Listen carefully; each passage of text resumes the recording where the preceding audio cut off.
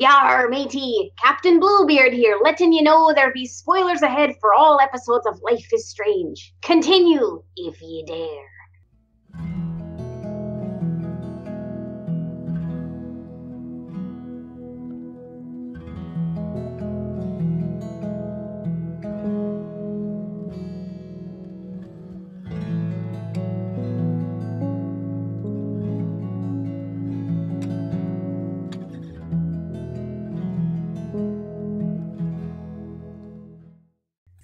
Hi everybody, welcome to the Blackwell podcast where we love Life is Strange more than Chloe wants to keep that treasured jawbreaker. I'm Jamie, joined always by Joey. Heyo. Aaron. Yar. And Sean. Hey! And today we have a very special guest. We have none other than Ashly Burch. Hey Ashly. Hi. How are you doing today? Thanks for having me on. I'm doing well, how are you? Doing good. Good. Excited to be here. Excited to have you. Thanks for joining us. Mm-hmm. Agreed. So how have you been? It's been a while since you've been on the show. Anything interesting happen? Oh, you know, Um, eating some good sandwiches. it's always important. Love it. Games, did a few cartoons, had a few laughs, you know. The huge. Huge. All right. If you don't know, and you should, what's wrong with you if you don't? But if you don't know, Ashly Burch is the voice of Chloe in Season 1, as well as Farewell, as well as Aloy in Horizon Zero Dawn, and a myriad of other roles. Mhm. Tiny Tina from Borderlands. You kind of done a lot of work, huh? I've been around a little bit, yeah. I've been lucky enough to be around a little bit. So let's get right into the questions, which is a pretty good segue because you're not just an actress, you are a writer, which is a perfect segue into our first question. I'm sorry if it was King weak. of segues. I'm sorry. So we all know that you weren't able to portray Chloe in Before the Storm. So we'd like to Right. know what it was like to write for a character that you previously portrayed. To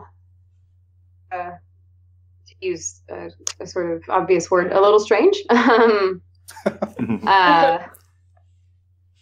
I mean, it was just a different mode to be in. But I, well, by that point, that natural to think about how things would be in her voice and how she would approach situations, and you know, and she would divulge. So, you know, it wasn't. But again, I had known the character so well by that point that it felt pretty natural. I should say also that I was mostly a consultant, so 9.9% of the work that went into Before the Storm was the writing team. So I don't want to take credit for that, but I did do we had a lot of conversations about Chloe, and I did a lot of notes on the completed scripts that they sent me and stuff like that. Yeah, I mean, Chloe is such a rich character, and that it was pretty natural. Nice. Yeah, that's cool. It's I'm glad it came to you. It seems at this point that well, I can't speak for you, but it seems like I don't know, Chloe's almost a part of you. Would you say that? I would absolutely say that, yeah. It was a friend of mine that kind of said gotten attached to Chloe in such a way that I didn't know where I stopped and she began, kind of. But yeah, I put a lot of myself into Chloe for sure. Yeah, I think that shows in, I don't know, in a lot of ways. I think you can always tell when the voice actors and all that, when they really like put their heart and soul into characters. Thanks. Well, on that note, having developed such a personal connection to Chloe, and knowing the history of, her and Rachel from season 1, what was it like to see that relationship between Chloe and Rachel kind of be brought to life it was different than how I had envisioned it when I was playing Chloe. Had thought the way that I had sort of filled in the blanks in my head when I was performing in season 1 is I imagined that their relationship was much more one-sided. I imagined that Chloe was infatuated with Rachel, and that gave Chloe a lot, but obviously was enriching to her, but wasn't invested in the same way. Saw Chloe as like a little bit of a puppy dog, and so this word for it, not manifestation, that's a weird word, but just the way that this was interpreted and the way that Before the Storm played out is obviously different than how I imagined their relationship being, but I also make sense and is congruent with the characters as they were established, as much as Rachel was established in the first game, but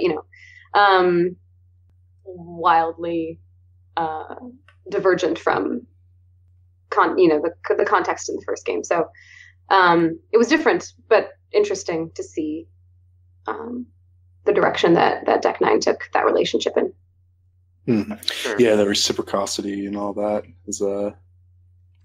it was kind of, as a player, it was kind of surprising to see as well. It was welcome. It was nice, but yeah, it was kind of also not expected for us. Yeah. Interesting.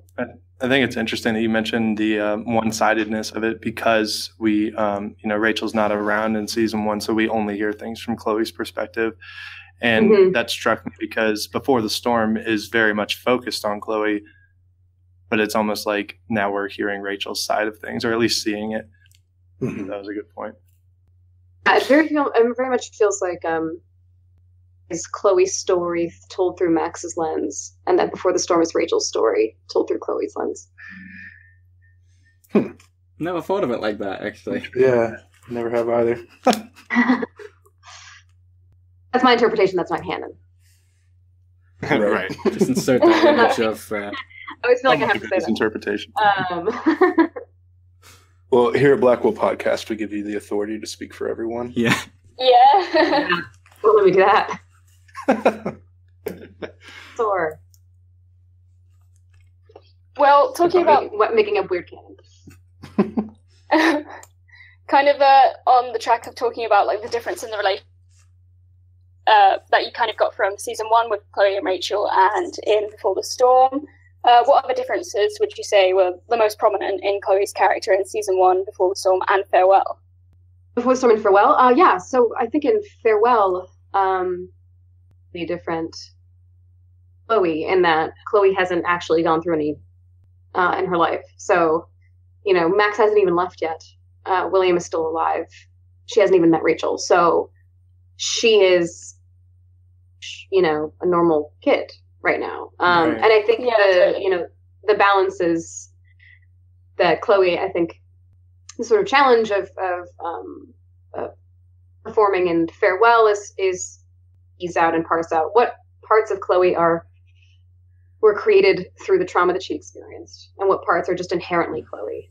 And I think her sort of like adventurous spirit and her mischievousness are definitely all a part of her. And I think as she experienced more and more trauma, they kind of became that sort of transformed into like more destructive and self-destructive behavior. But definitely that she's pretty lighthearted. Nothing has really gone wrong yet. So this is a Chloe that we know what happens in the alternate timeline in season 1. Presumably, she would have just gone on to have a pretty like normal standard life, as much as any life is normal or standard, but definitely not necessarily as filled with as much trauma as hers is filled with. She's she's unsullied by the world. Yeah, it's I don't know. It's kind of it's interesting to see. We start out with season 1, Chloe. If you were around back then, and Chloe seems really like cool and like too cool for school, and like just the like troublemaker and all that, and then we look at Before the Storm and Farewell, and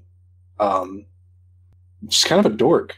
Yeah, totally. I say that in the most like affectionate way, because it's cute, but like she's kind of dorky, and so it's like it's interesting to see, like, I don't know, her before, like you said, before all the tragedy that happened in her life, and see like she was just like, she still had that like throw caution to the wind, don't really care too much like what people think about her. We see her, doing some air fencing in the yard in Farewell and all that, but yeah, it's interesting to see that development. Because she had the support system that she needed to not really care what other people thought. She had a stable family, and she had Max, I think, pretty safe in the world back then to be whatever person she was, And, we see a moment where she's got an angry streak in her. If you listen to the voicemail, you can kind of find that out. So definitely not all of Chloe's suddenly originated after William died, but, I think things would have gone a much different way, potentially. Yeah. Joey, that like when you were saying when she was like kind of a dork, but like didn't care as much as what people thought about her, like I feel like that's a good constant no matter what stage of life she was in, is that she is sort of like headstrong and just like does whatever, but the circumstances change, and it changes from like, I'm a kid, I'm just doing what I want, to like me over, so fuck the world. Yeah. The self-conscious aspect to the later Chloe as well. Like, it's weird because she's also a teenager, and there's like self-consciousness that comes with that anyway. But I definitely think she's overcompensating sometimes. So with writing for Chloe, what you said that you're a consultant, but what creative freedom did you have? Honestly, just I guess I had creative freedom in that I just told them in a very much a Chloe way. I just kind of told them what I thought. Yeah, I would just give feedback on scenes and be honest about, I don't think Chloe would do this here, or I don't think that she would divulge this much information here, or what the intention of this is, but I think it's, to X or Y or Z. I just was sort of honest about my interpretation of Chloe, and I tried as best I could to explain how I saw her psychology, and to make arguments for why I felt like certain scenes should be in a little bit of a different direction, stuff like that. Gotcha. Well, that's cool. Yeah, definitely. Yeah, sorry. I was just thinking about when we were talking about like the different, the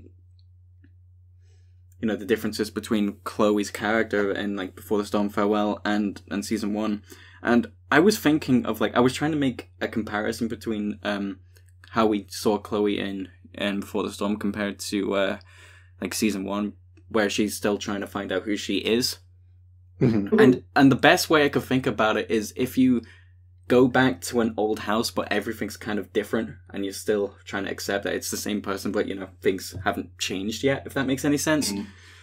Yeah, totally. So yeah, like it's the same house. It has the same layout, same rooms, but things are moved around. Yeah, that sort of thing. Yeah. Yeah. I get that. Good way to put it. Yeah. Sorry. So let's move on to the next question then. So, did writing for the character give you any new perspectives or thoughts on Chloe's? Give me opportunities to think about and to a new person entering her life, because obviously in season 1, Chloe, she's pretty head over heels for Rachel. She's already invested, she's already boarded the Rachel train, toot toot. So, there's this different context where Chloe hasn't been, she's gone through a trauma, but it's her first major trauma. rawness there, and perhaps she doesn't have quite all of her defense mechanisms up yet. Probably also reticent to let someone new in because she's in such a raw state. So it was an exercise in trying to think about, okay, this person isn't completely. So how does she interact then who, you know, mesmerizing to her, but also volatile, and bump up against like her defense mechanisms and her grief. I mean, the interesting thing about Chloe, I think, is that you can see her, you know, if you were to play the games chronologically, Farewell to the original Life is Strange, the incremental walls being formed.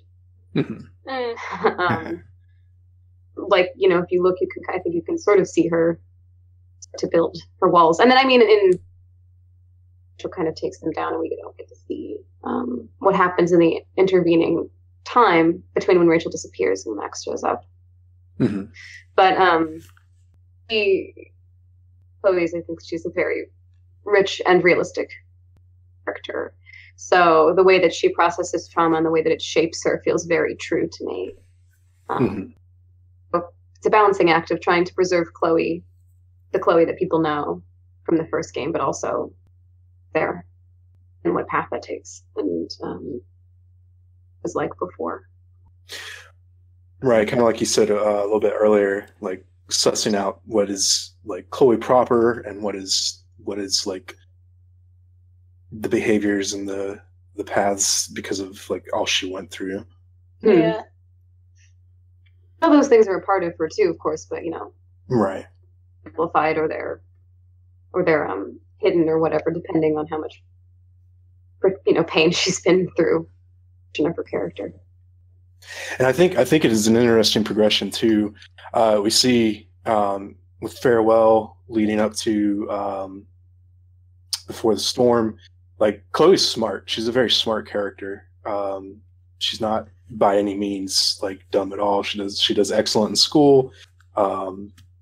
She's just a very smart character. So like seeing the progression of like that being her focus and like her being mindful of like, you know, science and maths and stuff like that, and then just kind of seeing the progression of like the trauma taking hold and like, you know, all the things that come with that, and how you kind of, when you're so focused on just living and trying to live your best life and like trying to make it through the day, like how all that other stuff falls by the wayside.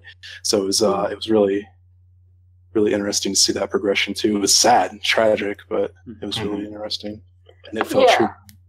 Yeah, I've always kind of wondered like whether you would have any different opinions on Chloe or perspectives or anything like that if you had played it in a chronological order.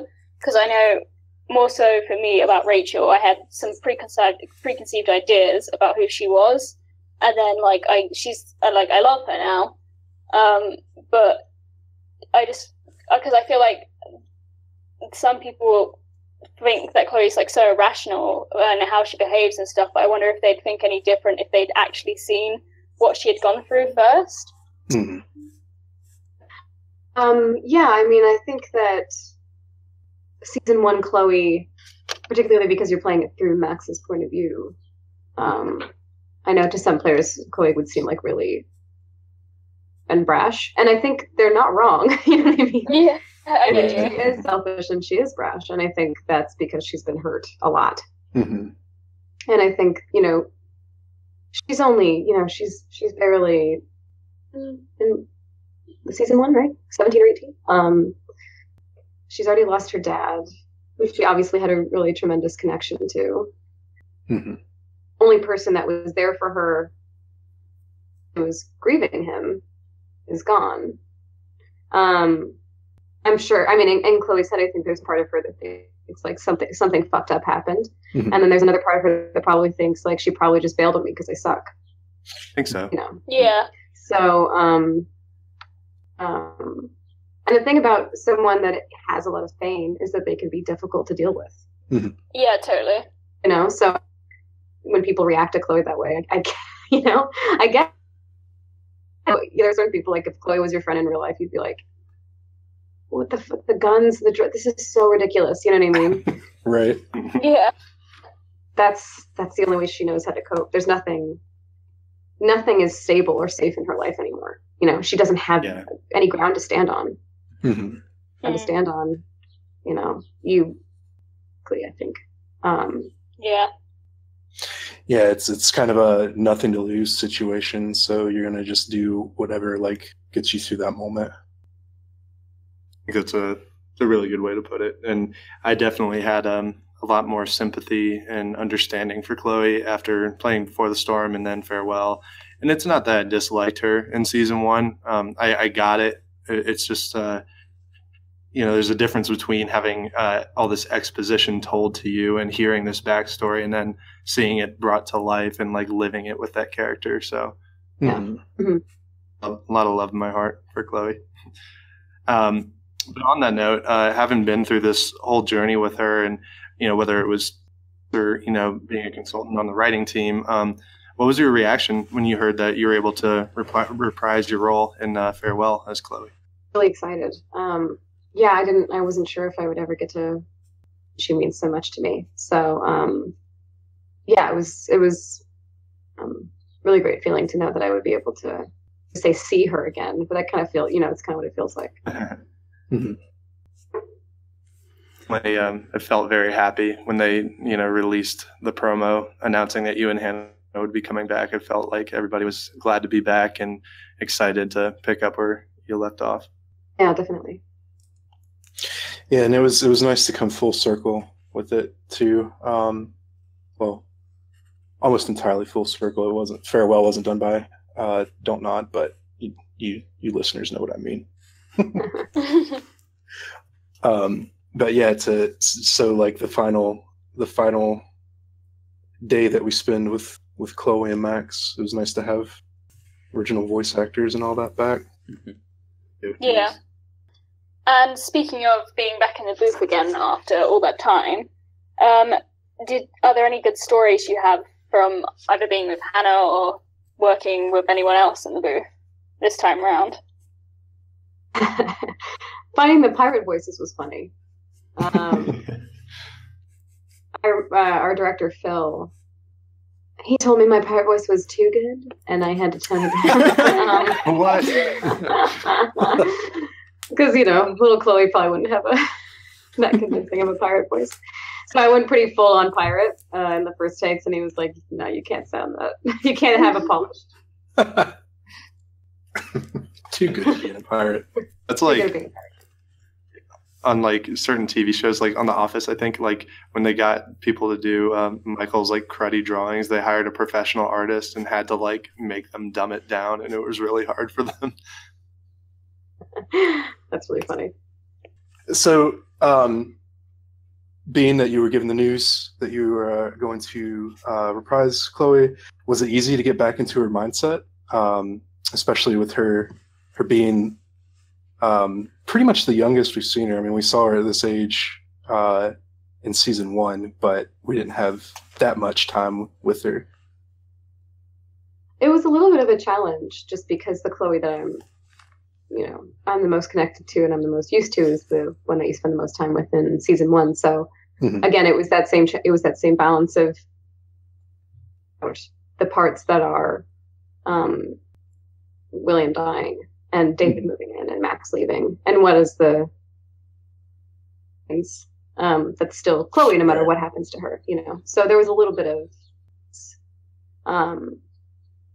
what do you think your biggest challenge was with that?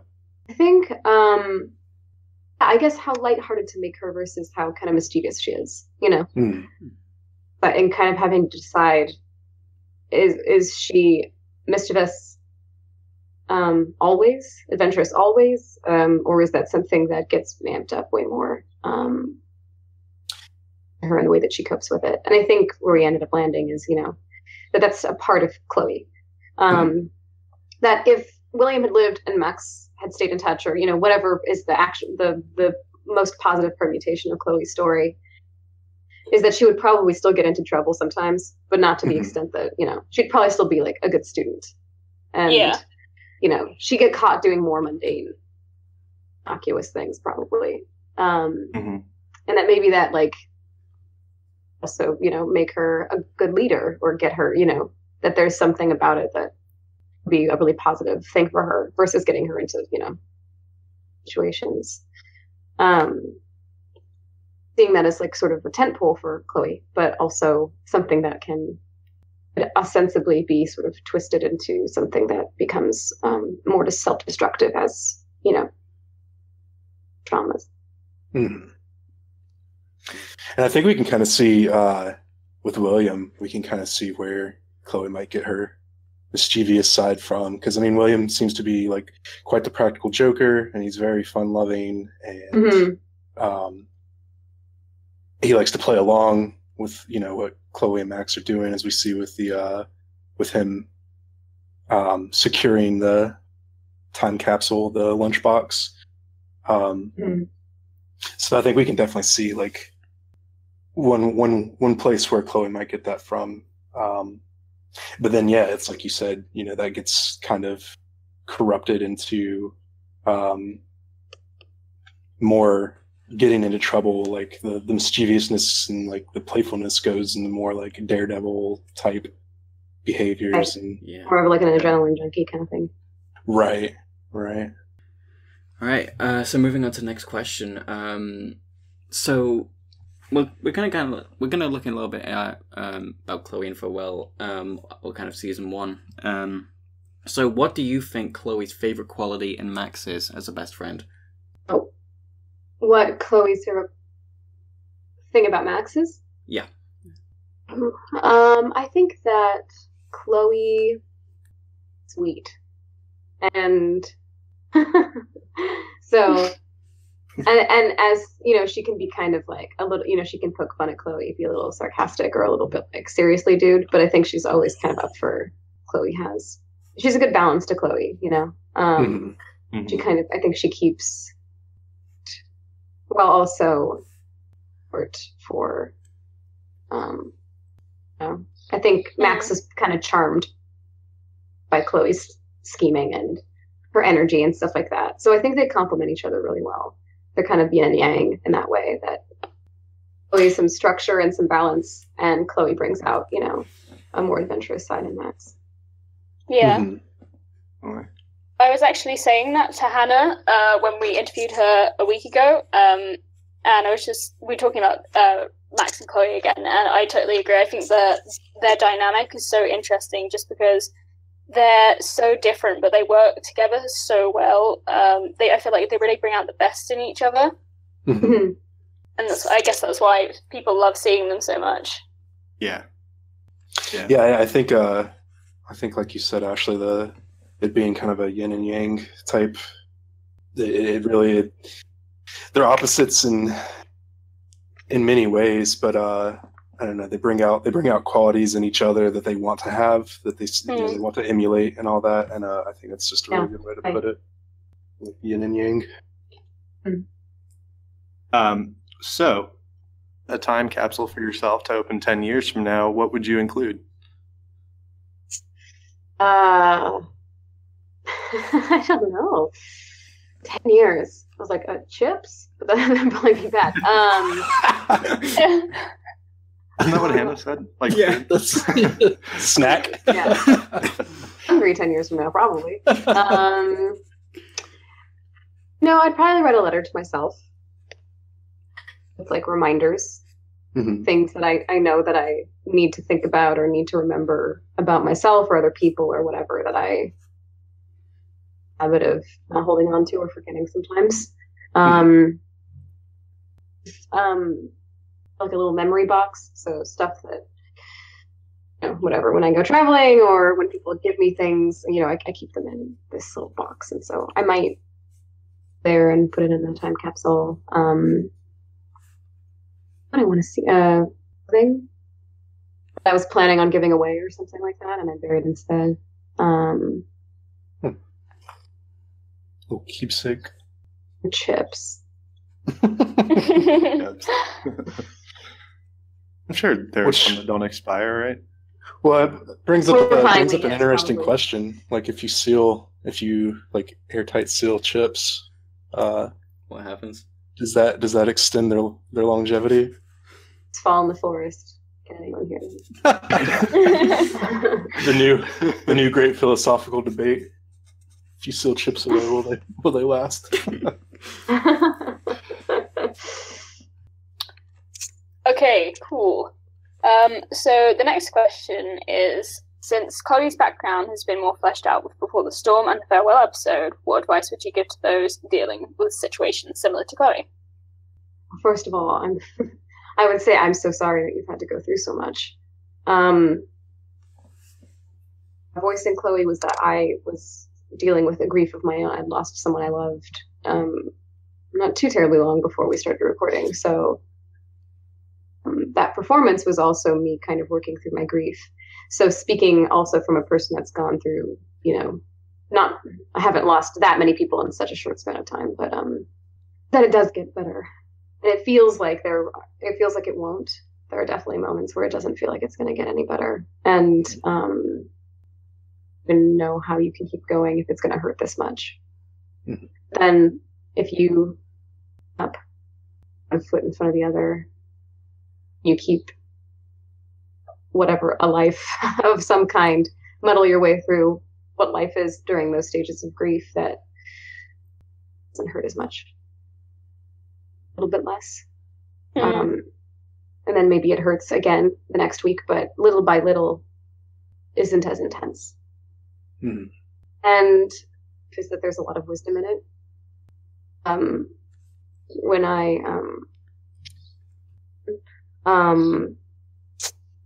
to sort of reckon with the way I had been living my life, disorder, and I wasn't treating it, and so I started going to therapy to deal with the grief and with my anxiety.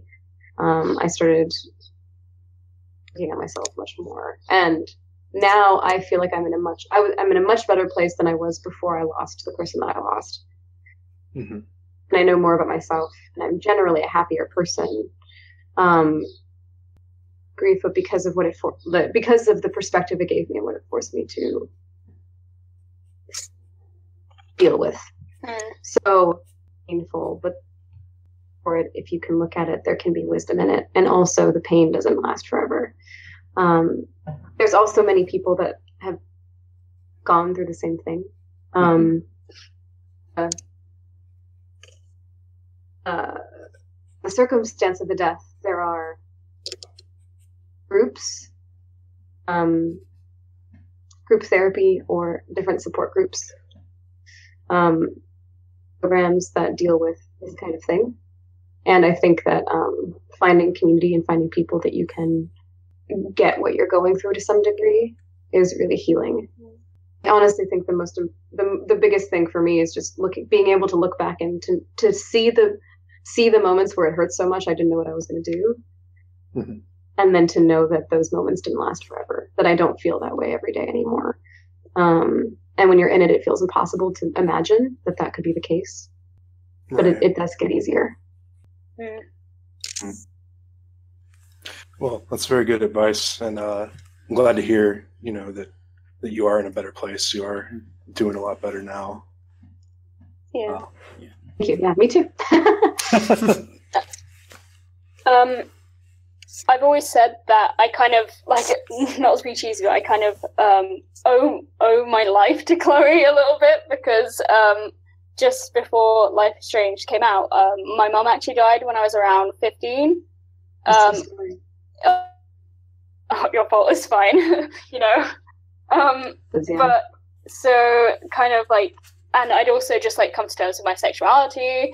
And so I played Life is Strange, and at that time I was just so, to put it blunt, I was so pissed at the world. I was just so angry. I didn't understand, why this was happening. To me personally, I felt quite victimized by the world. Mm-hmm. And kind of seeing Chloe, just being angry and, that just being, seeing that I wasn't the only person kind of feeling that way and not really understanding why all this stuff was happening. I kind of felt really validating just to see her there existing. And I don't know, I feel that's why I have such a love for Chloe because I see so much of myself, especially back then. I just like, I totally got where she was coming from, and I don't know, that was like just the best feeling. It really helped me get through that stage of grieving. So Life is Strange and Chloe means so much to me because of like all that. Oh, that's amazing. Yeah, I think, I mean, I put there's a lot of my anger in Chloe, for, you know, similar reasons. So I completely understand that. I think it's always interesting to hear just the catharsis that Life is Strange can provide, and to know like my own personal experiences with it and how it's helped me cope and deal with things, and just that extends not only to us as fans, but also like the people who work on the game, and you know, you as the voice actress and all that. It's I don't know. I think Life is Strange is a very like, it fits in this very unique category of video game, and so it's always good to hear when people say, you know, how Life is Strange has helped them and all that, and I don't know, it's very interesting, and it kind of puts things in perspective of like,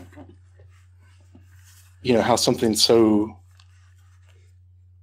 just universally insignificant as a video game is so significant. Right. And I just think that's really cool. Yeah.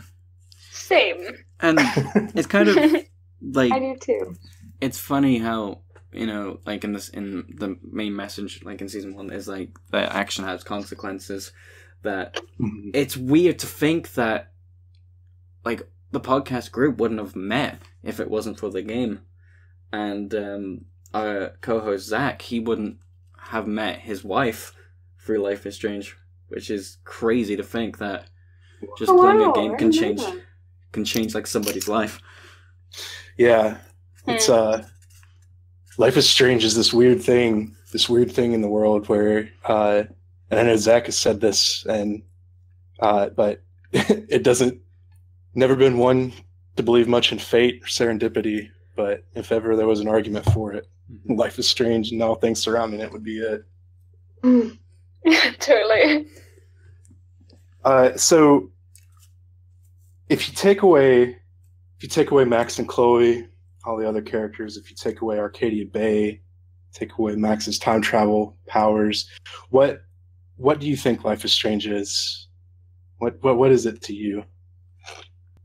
It's about, phrase this doesn't sound trite or obvious, but it really is just about human stories, I think. It's about, especially, I mean, I don't know it's cooking up for the next one or what they're doing, but you know, and to navigate things that feel so much bigger than you, and to feel out of control, and you know, at its core, Life is Strange is just these two people, and this, you know, in particular, this one, way too much for how young she is, you know, and grief like that. How do you selfishness and realize that there are things, you know, bigger than you? I think it's just about to be alive sometimes, you know, and then how much, you know, kind of beauty and joy can also be in that too. Me, Life is Strange has never really been about the stuff. It's always been about and it's exploring these things that these characters are going through. I think it's a test. That's why it's the impact that it has, you know, because I think that's the focus of the games as well. People feel seen in them because they are honest stories. When you voiced Chloe in season 1, when you were first presented with Chloe, did you think that it was going to have nearly as big of impact as it has? I really no idea. I had no idea that Chloe was even going to be. I didn't know anything really. I went in, recorded was the scene with David in Chloe's room where Chloe's trying to hide the weed or whatever. Yeah. I had no idea. I had no idea, like, I was going to record past that episode. I had no idea like how important Chloe was to the story. I had no clue. And I think it was maybe the second session I listened to our director and I realized, oh, okay, this is, an episodic game and she's she's kind of a big part. But then I still didn't realize, oh no, she is the whole game. Like she's the point of the game, basically. The impact of the last choice in the 5th episode is entirely dependent on how much you give a shit about this character. It was like not a thing that I was aware of, and I had no idea how people would respond to it. Oh, a very, very happy surprise. Those are always the best kind. Yeah. All right, so that is all the questions from us. So let's move into some fan questions. Okay, so our first question is from Matthew, from Matt, and they'd like to know what subject was your favorite back in the days of school. I really liked English, and I was in choir. I always liked being in choir. Interestingly enough, it's when you I can't remember her character, but in Adventure Time, the bee, that was how I came across like all of your stuff. I was like, oh, who is this? Like, they're a really good singer. And then so I looked it up, and then I got to watching Hop, and went through the episodes that were out, and then I don't know, within the next year, Life is Strange had come out, and I was like, oh, hey, I know her. I know who this is. Oh, wow, that's so wild. Thank you. Also, you're welcome. So, other than English and choir, were there any other favorites? Really? I hated math. Science was fine. History was fine. I mostly just liked reading. I guess that's why. From Sam.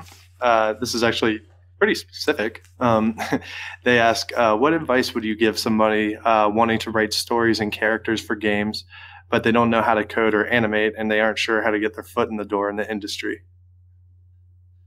I would say that they should just start writing. And if they know that they want to write for games, then they could they could start using a program called Twine, which is basically, it allows you to make more or less choose your own adventure games in text format. That just basically start designing your story as if you had all the assets that you needed for a game, and just start working on it. And you can attend industry events and all that kind of thing, but having a body of work that you can point to, you can say, look, I understand game design, right, and writing for games based on this Twine that I made, and you can see how to tell. Yeah. When you're doing divergent paths because you have all these different dialogue trees or choices, and you're not aware of the limitations of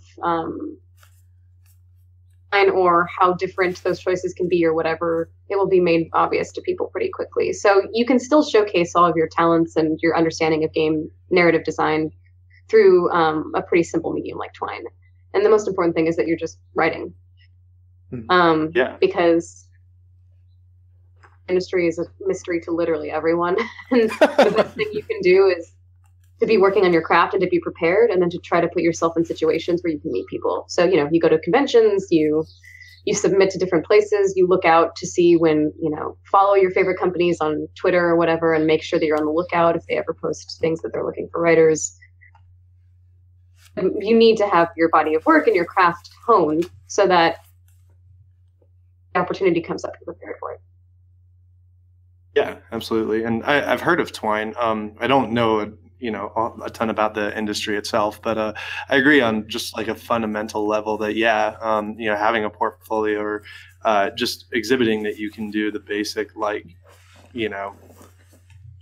grassroots stuff, like just when you don't have all the necessary tools, like what are you capable of? Like, is the creative spirit there? And do you understand the basics of what you're trying to do? So I think that's good advice.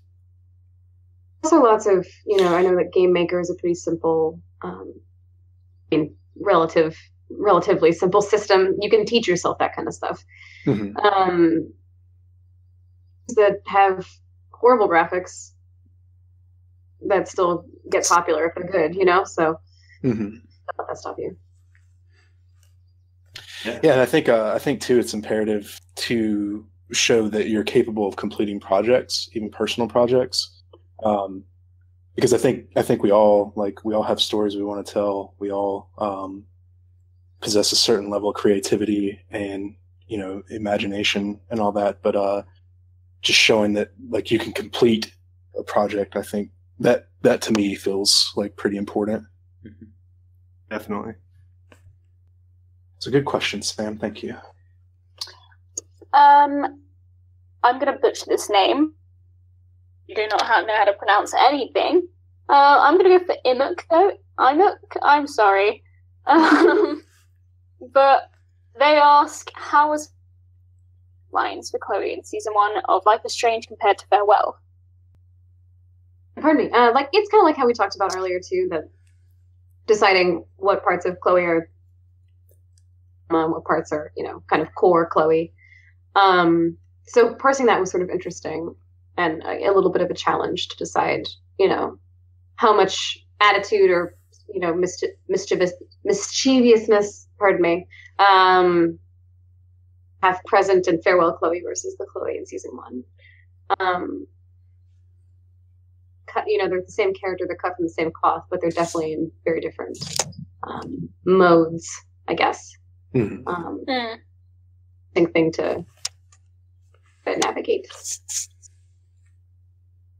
And I guess your time in the booth was significantly shorter with Farewell because it's just a shorter episode.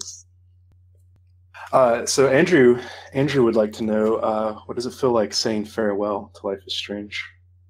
Weird. I don't like it. Imagine that it is done, I guess, because it keeps not being done. I thought we were done after season 1, and I was ready to say goodbye, and then it just keeps coming back around. So part of me is like, are we done? I don't think there are any other stories that we could tell about Chloe and Max, or Chloe and I just don't think. Otherwise, you'd be. I don't know. I feel like the only other option would be to do after the season 1. Having to make a choice, a canon choice. Mm-hmm. Right. The ending is that there isn't a canon choice. It's up to the player. So, real and sad, but let's come to an end. That was a well-worded question, Andrew. Yeah. That I'm very, very happy with the way they wrapped up everything, as painful as it was, and I think I would be okay with that being the end of it. But also, if they ever did decide to make anything more about Max and Chloe, even if it was completely redundant, not essential to the story, I would buy it in a heartbeat. Yeah. I think if they do anything further with Max and Chloe, I want it to be kind of fluffy. When I finished Farewell, fun. Yeah. Finished Farewell, I texted Jamie. I was just like, why would they do that? Yeah. I can't. My little heart can't take any more. I need something soft. Something. Yeah. Yeah. Then I'm watching a movie and commentating on it or something. Yeah. Mystery Science Theater 2000. Yeah, I was gonna say. Yeah, exactly. But with Max and Chloe. Yeah. Oh, that's a good idea. Just them watching Blade Runner. Yeah, exactly. I think Hannah was saying something about doing. I don't even know where it went. It went something to good cop, bad cop, and then being detectives together, and also being in a band. Crimes. Yeah, all these kind of stuff. I love that idea. So our next question is from Ben, and he'd like to know what song from either Life is Strange soundtrack is your favorite. I really love "In My Mind" by Amanda Palmer. That's my favorite. Same. It's a good one. Yeah. I think it's safe to say that we can't really. I think the group in the collective cannot listen to either Spanish Sahara or Black Flies anymore. No. No. So yeah, it's a nice. You're just a masochist, but yeah, I was about to say I can. I don't know. Might be something wrong with me, but Definitely do. So the next one is from Nick. Pretty straightforward. What is your favorite color? Oh, my favorite color is navy blue. Ooh, specific. What Like blue. is there a particular reason? When I think of blue in my head, it's like too bright. Navy blue. Just tone it down a little bit and then it's Or perfect. Chloe. So Sven asks, what is the best way to send fan letters? Which is a really good question, actually. I should just tweet about this or something. You can send them to my agency. Helpful for me to say it out loud, just because you'll have to like scribble it down. But my agency is Abrams Artists. And I believe you could. I think you can specify that it's for the voiceover department, and done that. And I can't remember how they address the envelopes, but they got to me. So I think that it's a fan letter or something, maybe on the front. I don't know. But if you send it to my agency, people have been doing that and they have gotten to me. And my agent is Dean Panaro, and he's very nice. So he won't rip it up the wrong way or something. He won't be like, this is fine. Yeah, I think that's probably the best way. I should maybe look into getting a PO box. I have no idea how to do that or what the deal with that is. But yes, for now you can in Los Angeles, not the New York one, and send them to Dean Panaro. Okay, so an Ashly Burch something or other fan letter. Please don't send me Anthrax. So maybe Abrams agency care of Dean Panaro. Maybe. Mm-hmm. Okay. Well, we'll put it in the description of the video so everyone can have an opportunity to see it. Yeah. Jacqueline, I'd like to know, did you like Chloe from the beginning? Or was it something that you became attached to her over time once you saw kind of what she was going through? It's Chloe from the beginning, but I became her over time for sure. It's one of those things where, it's like meeting someone and being like, well, this person's cool. And then the more you get to know them, you're like, oh, man. Yeah. So definitely it deepened over time. But I did like Chloe from the beginning, yeah. Is there ever, this is kind of a divergent question, but has there ever been, well, I don't know if you can answer it. Has there ever been a character that you just, like, you enjoyed acting them out, but just as a character, for whatever reason, you just despise them? Like, have you ever had, like, a Mark Jefferson that you ever had to voice? Just despicable, but... I mean, I think because the whole point, you have to find the humanity in the person that you're performing. So even if they're a villain, you have to sort of... Interesting. No one's a villain in their own eyes. Mm-hmm. Mm. You have to try to come at that perspective.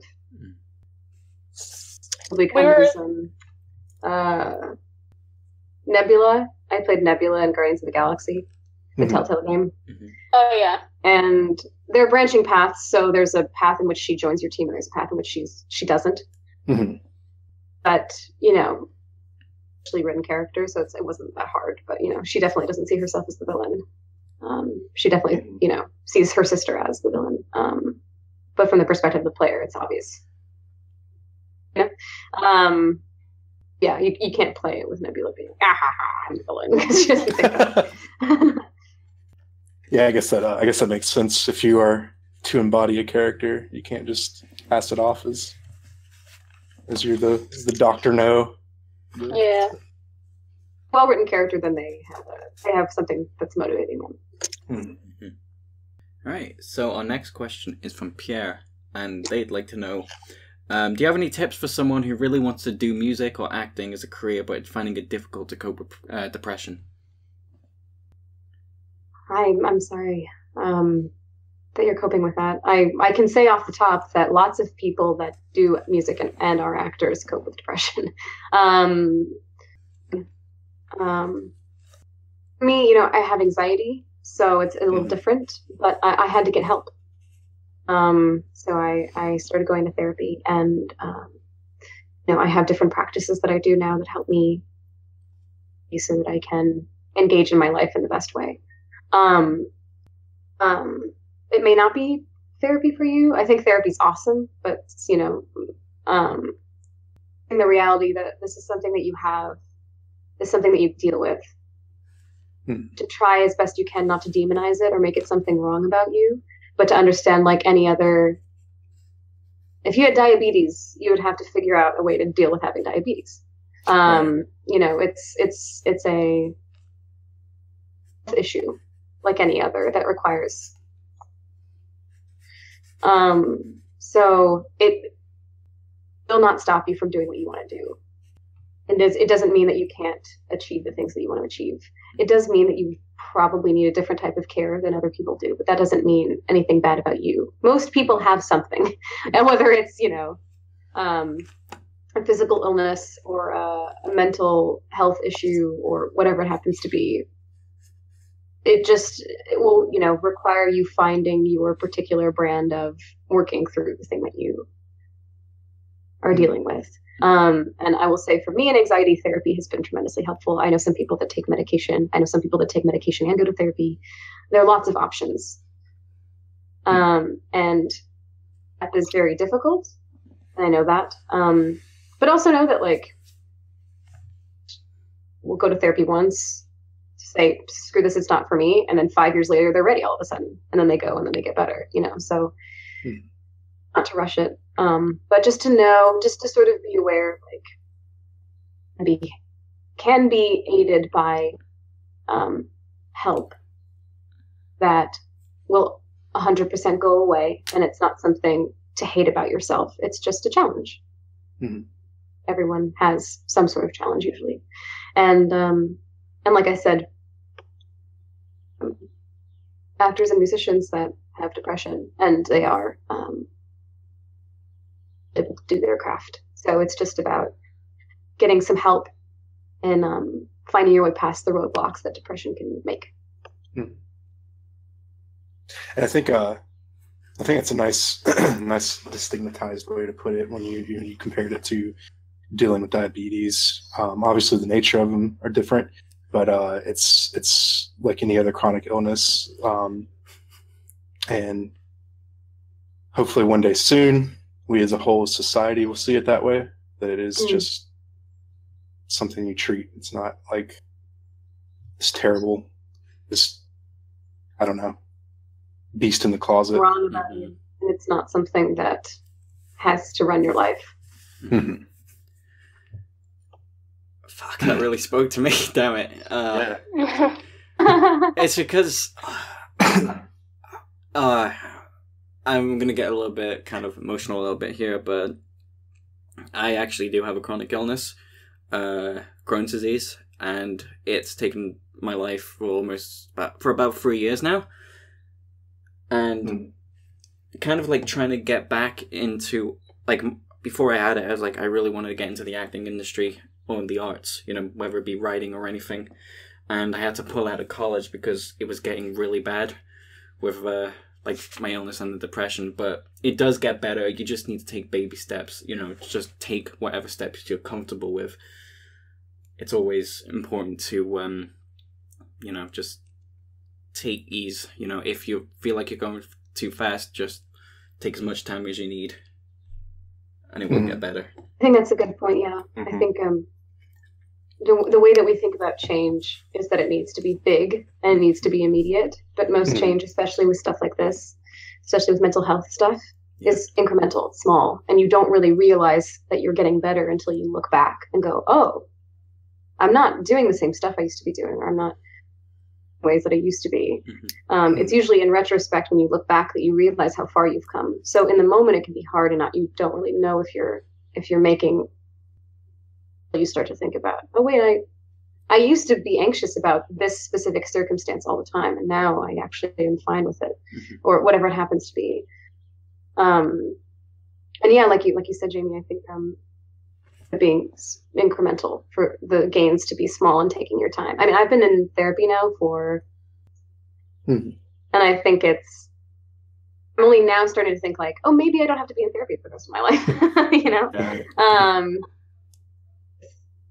You know, but that's a long time. And I think and that might feel like a scary window of time, but for me, comforting in that, these things take time, but when you give them time, they do get better. And I think in dealing with depression, because it's something I struggle with a lot, it can be hard. It can be hard to know where, and this kind of harkens back to with Chloe. It can be like what part of you is you, and what part of you is the mental illness. What part of you is the things that you've been through, and I think just as anybody has to deal with finding who they are and the identity discovery, it's harder to do with depression, but finding little things that help you cope. I know for me personally speaking, it's not exactly the most financially stable thing, but I have to surround myself with really cutesy stuff. So if that's buying Pokemon plushies or something of that ilk, or little Mario things, something along those lines. I just have to kind of so when I am feeling really down, I can look at something and think, at the very least, I can think, well, that's really cute. Yeah. And so, what are your little Chloe and Rachel figurines? Yeah. So finding something like that can help. But yeah, it is baby steps. Mm-hmm. But you can do it. You can do it, Pierre. Yeah, we're all rooting for you. Yeah. There you go. Yeah. As someone who has never really dealt with depression or any sort of chronic illness, I just kind of wanted to say or reiterate rather, it's really cool to see everybody united on this front, just with all the people we've had in for interviews and just getting community like this. It's really cool to see that everybody's very supportive, very open and honest. So just wanted to thank you guys for sharing your perspectives. Yeah. So on a bit of a lighter note, going back to the question, Yoshida asks, what is your favorite TV drama? Obvious answer, but I have to say The Wire. You said The Wire? I don't know what that is. Smart, right? The Wire is it's by David Simon, and it's an older show. It's an HBO show. It's older. I can't remember when it came out, but it's 5 seasons, and it's basically about Baltimore and the drug trade and the people it affects, and the police there, and just how the city is shaped, and the people within it are shaped by this relationship between drugs and the police, and it's the greatest show of all time. It's really good. In a nutshell. Hang on, I know Buffy counts also, but I really love Buffy. Hang on. I'm trying to remember if something is The Wire or not, because it is. Okay, so I remember seeing a video a long time ago of I know exactly what you're going to say. Yeah, I think it's an edit of Clay Davis from The Wire. Laughing? No, not where he's laughing. Yeah, that one. That video is so funny. That's the only exposure I've ever had to that show, so I should probably watch it. It's really great. It's a really great show, and that video is incredible. Just making a note to actually go watch it. So the next question is from Sammy, and they say, if Chloe was to have powers, what powers would she have? I think she'd be kind of Jessica Jonesy. Ooh, nice. Ooh, yeah. So, superhuman strength and superhuman attitude. Yeah, I can actually see that being a very good fit. I could see Chloe running a private detective firm, I guess, and Hell's totally. Kitchen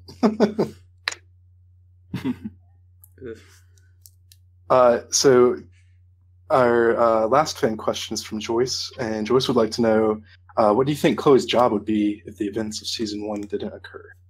On a podcast, and it's funny because Hannah and I had the same reaction, which is we both think that Chloe would be a social worker, with young at-risk kids.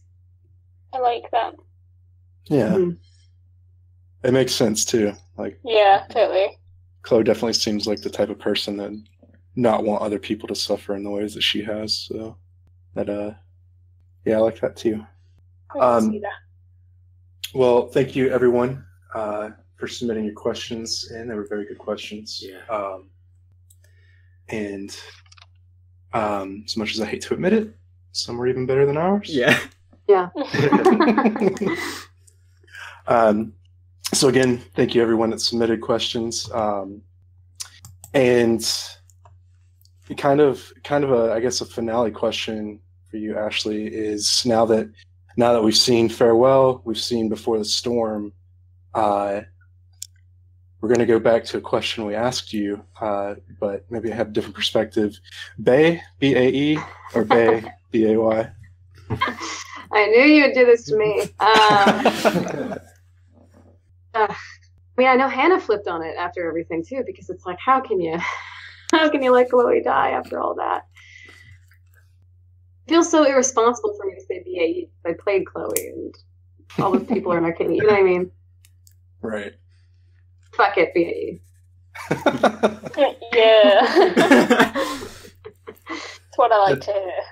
That's one thing that I think is, with the chronological order that the games were released, I think it's kind of good, because if I had played Before the Storm first and then gone into season 1, there's no fucking way I would have ever, like, even like, it was already pretty, like, for me, it was pretty easy to, well, I won't say easy, but it was like, it was pretty quick for me to weigh in, like, no, I just went through all this to, like, reconnect with, like, have Max reconnect with her and all that. There's no way I can sacrifice her. There's no way, like, I could let her die alone in that bathroom.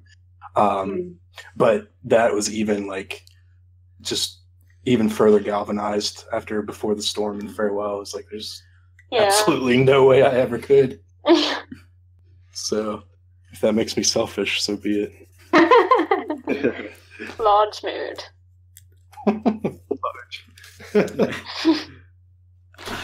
Well, that is all the questions we have for you, Ashly.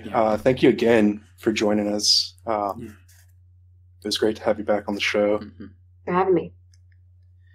And thank you for all the work you do, not only as Chloe, but as your myriad of other characters and writings and all that.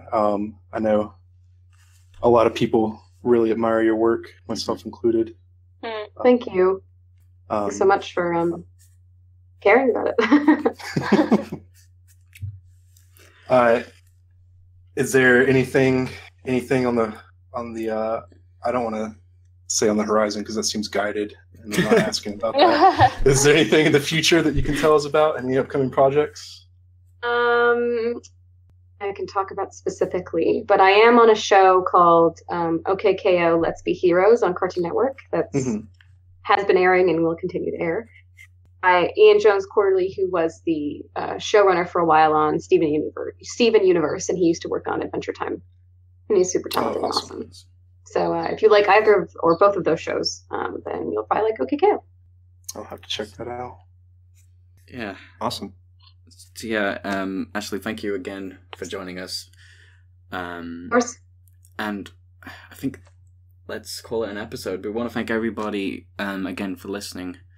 We really appreciate it, and we'll see you in the near future with another episode. Bye, everybody. Bye. Bye, guys. Thanks for listening.